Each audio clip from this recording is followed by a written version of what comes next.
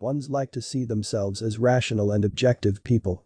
They want to be good, to be fair, and to have integrity. Ones have a little voice in their head, an inner critic that constantly tells them what they should and shouldn't do. Ones believe that if they are good, they will not be criticized. Doing the right thing is paramount. Ones believe that self-discipline is the key to achieving a high standard. Attempts to satisfy their own wishes or desires are quickly rejected by the feelings of shame or selfishness. One's inner critic is always reminding them of their flaws. Ones put their faith in their ideals and values. Their strong convictions often give them a sense of being on a mission. Ones, who are committed to making the world a better place, attempt to improve things, ideally to perfection. Because they are so objective and dedicated, they believe they are the best person for the job. Others can be swayed by their own selfish desires and emotions. Ones, on the other hand, believe they can control their biases and remain unaffected by personal or emotional appeals. Ones consider themselves to be moral teachers. They frequently perceive others to be disorganized, irresponsible, and unconcerned about doing things correctly. Ones feel that they are personally responsible for showing others the proper way. Ones apply their standards to themselves and to others, which leads to ones correcting others and pointing out where others have gone astray. Others may resent the one's moral superiority, leaving the one to declare, "I'll do it myself." Ones feel personally obligated to improve things. If I don't do it, no one will. Ones have high ideals and force themselves to live up to them, lest anyone point out their mistakes.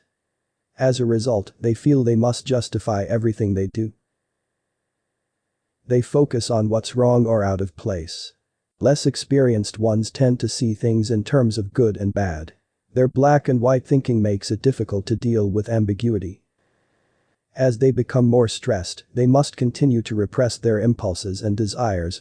They cannot afford to be spontaneous because that can potentially lead them to lose control over themselves. At their worst, they become intolerant and obsessive, angrily attacking and punishing those who don't measure up. At their best, ones are able to let go of their forced perfection. They are principled and teach by example. Healthy ones still have a strong sense of conviction, but they apply their standards to themselves and not to others. They are passionate about their convictions like honesty, justice, and fairness. They believe that their convictions will have a positive effect on the world. They balance their objectivity with subjectivity, their inner desires and wants, thus truly achieving integrity. Healthy ones make great leaders who are able to show people the error of their ways. They let go of the belief that they can judge everything objectively without emotional influence. Hence they can become very wise, accepting of others and their viewpoints. Ones, above all, value morality, justice, integrity, honesty, ethics, principles and self-discipline. They fear becoming bad or corrupt and are motivated to be good, fair, and to have integrity.